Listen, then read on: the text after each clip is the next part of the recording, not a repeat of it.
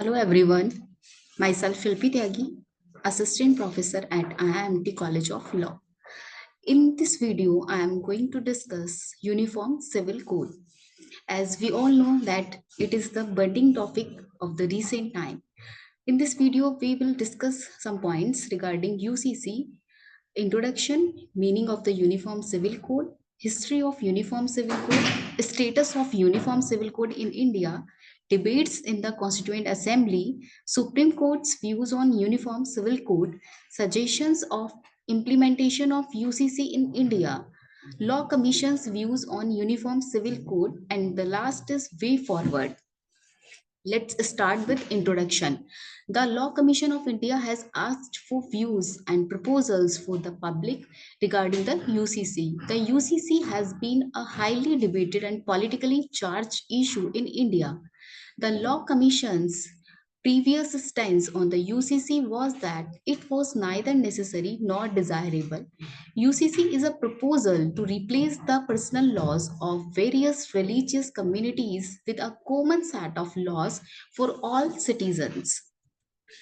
What is the meaning of Uniform Civil Code? A Uniform Civil Code refers to a common law that applies to all religious communities in personal matters such as marriage, inheritance, divorce, adoption, etc. It aims to replace the different personal laws that currently govern personal matters within different religious communities. A UCC primarily aims to promote social harmony, gender equality, and secularism by eliminating disparate legal systems based on different religions and communities. Such a code seeks to ensure uniformity of laws not only between the communities but also within a community. What is the history of Uniform Civil Code? The colonial period in India saw the debate for a uniform civil code, hence, it dates back that long and originated when the British government submitted its report in 1835 to have a uniform codification of Indian laws, making it easier to provide justice. In the pre independence time, criminal laws were codified and became common for the whole country, while the personal laws continued to be governed by separate codes for different communities. The post colonial era saw the drafting of the Constitution of India. The prominent leaders pushed for a uniform civil code mainly due to the opposition from religious fundamentalists and ignorant masses. Some reforms that took place during that period were the Hindu Code Bill, Succession Act, the Hindu Marriage Act, the Minority and Guardianship Act, and the Adoptions and Maintenance Act, to name a few. Uniform Civil Code aims to establish a single national law that would apply to all faith communities in matters of personal concern, such as adoption, inheritance, and marriage. The Uniform Civil Code in India will replace the existing religious personal laws in India and have a uniform law that will cater to all citizens, irrespective of their religion. The term Uniform Civil Code is explicitly mentioned in Part 4, Article 44 of Indian Constitution. Article 44 is one of the directive principles of a state policy. A country's uniform civil code is not just a matter of justice. It is also a matter of how a country accommodates its diverse population. Status of the Uniform Civil Code in India. As of now, India does not have a uniform civil code implemented at the national level.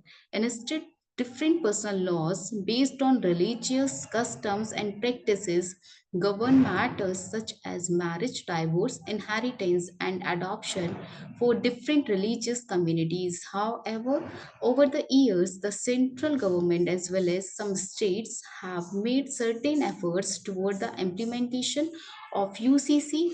These efforts can be seen under the following two heads. Steps taken by the center. Special Marriage Act 1954, it was enacted to provide a secular alternative in marriages. It lays down provisions for civil marriage for the people of India and all Indian nationals in foreign countries, irrespective of religion or faith, followed by either party. Hindu Code Bills. The Hindu Code Bills passed by the Parliament during the 1950s are seen as a step towards the UCC. The following four acts enacted under it seek to codify and bring uniformity in the personal laws within the Hindu community. The Hindu Marriage Act 1955, the Hindu Succession Act 1956, the Hindu Minority and Guardianship Act 1956, the Hindu Adoption and Maintenance Act 1956. Note, the term Hindu also includes Sikhs, Jains, Buddhists. Steps taken by the states. Goa. Goa is the first state in India to have a uniform civil code. After India annexed the territory in 1961, the parliament enacted a law for continued application of the Portuguese Civil Code of 1867.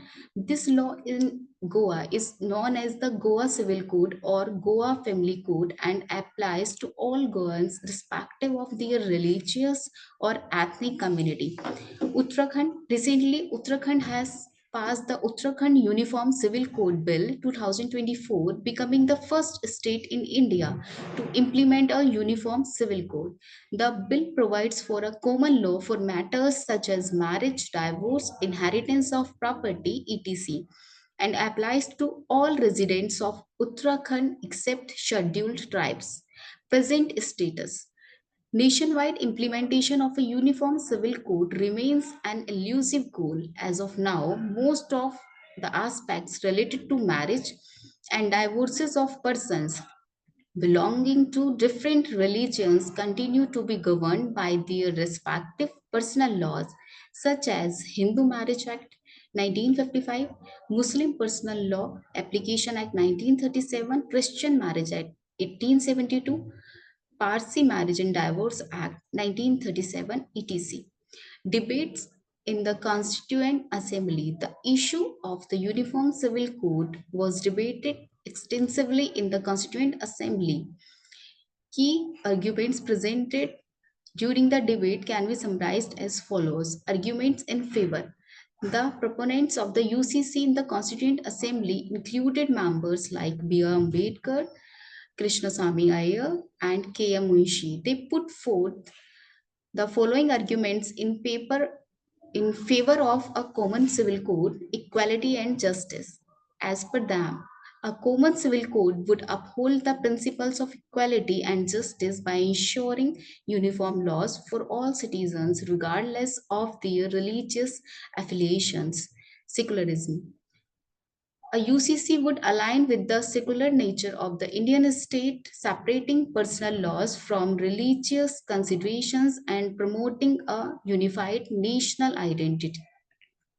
Women's rights. Such a code would do away with discriminatory practices prevalent in personal laws, particularly those affecting women's rights in matters such as marriage, divorce, and inheritance. Thus, it would promote gender equality and women empowerment.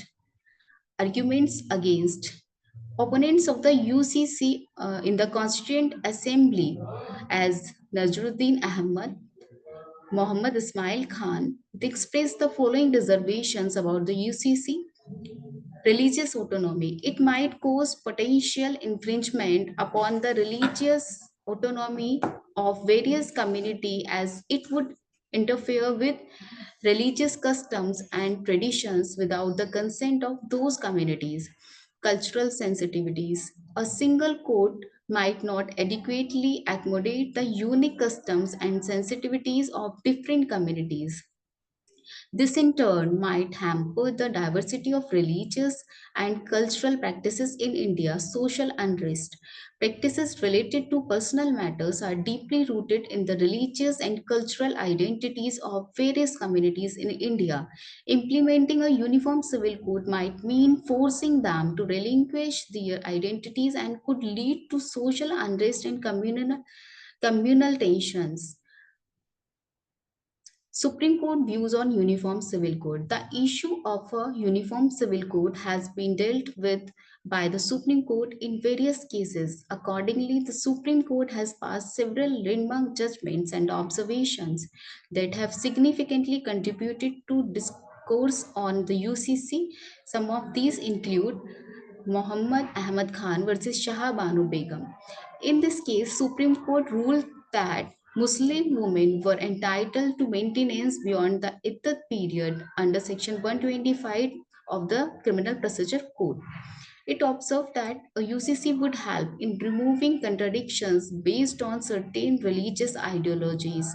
Next is Sarla Mudgal versus Union of India 1995. In this case, the Supreme Court ruled that a Hindu husband, upon converting to Islam, cannot enter into a second marriage without dissolving his first marriage. The court emphasized the need for a UCC to ensure gender justice and equality. Next is Shaira Banu versus Union of India 2017. In this case, the Supreme Court declared triple talaq unconstitutional, holding that it violated the fundamental rights of Muslim women. The verdict underscored the urgency of enacting a UCC to address gender discrimination and ensure uniform laws governing marriage and divorce. Next is Joseph Shine versus Union of India.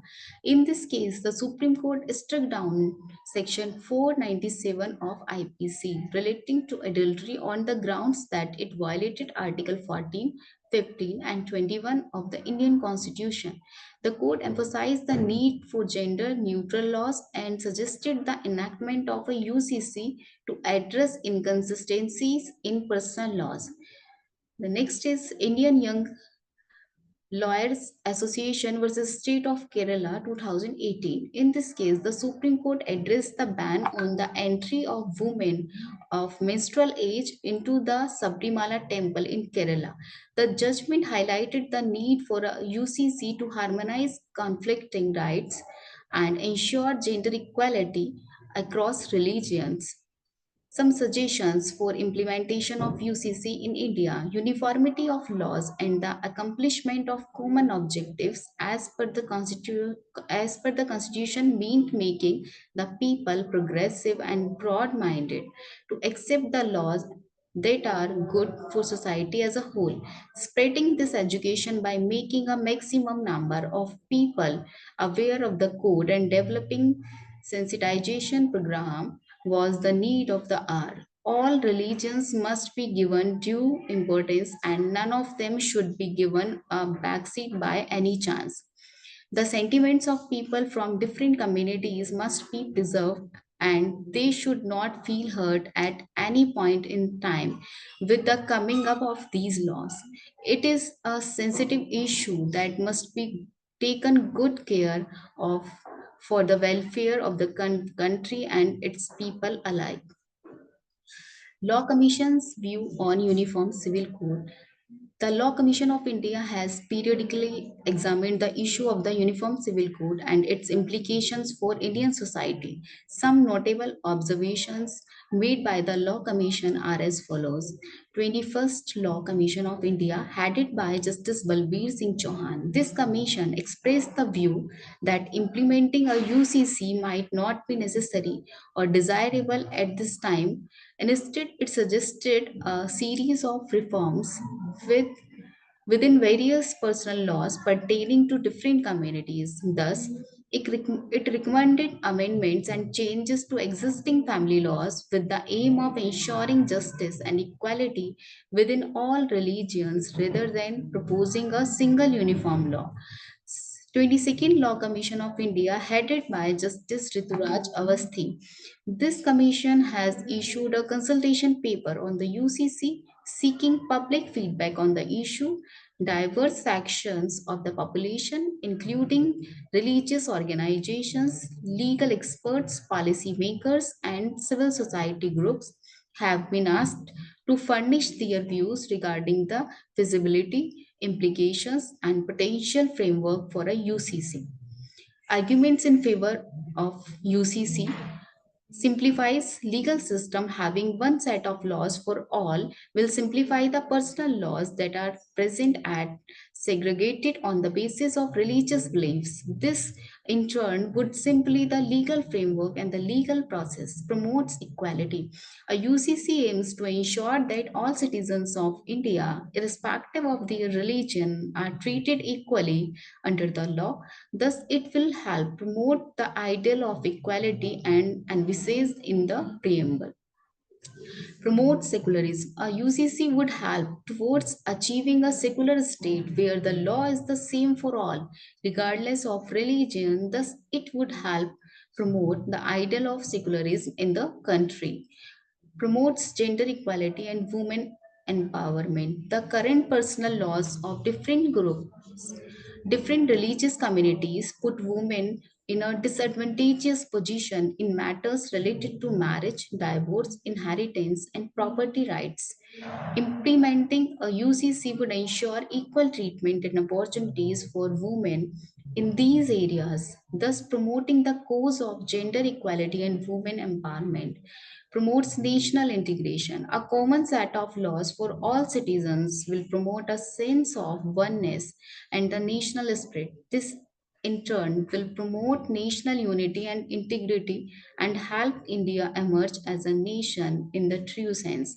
Promote modernization. By doing away with outdated religious laws, a UCC would reflect the progressive aspirations of a modern democratic society based on current values and ethics. Elevates global images. Adopting a UCC would enhance India's international image as a progressive and inclusive democracy committed to upholding the principles of equality, justice, and secularism. It would align India's legal framework with global human rights standards and modern democratic practices. Some arguments against uniform civil code. Lack of consensus. There is no consensus among various communities about what the UCC should entail. The lack of agreement on the principles and provisions of a common code makes it difficult to envision a UCC that is acceptable to all. Implementational challenges. The sheer diversity of laws governing different communities make the drafting and implementation of a UCC a daunting task. Creating a code that adequately addresses and respects the nuances of each community's laws won't be easy. Threat to religious freedom. Implementing a UCC would infringe upon the religious freedom of citizens by imposing uniform laws that may contradict their religious beliefs and practices. This might mean state interference in religious affairs. Threat to cultural diversity. Imposing uniform laws across such diverse communities would ignore the unique cultural practices, traditions, customs, and sensitivities of different religious groups.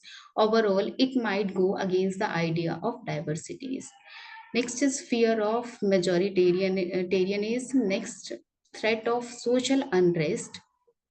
And the last is undermining federalism. With this, I conclude to my video lecture. Thank you.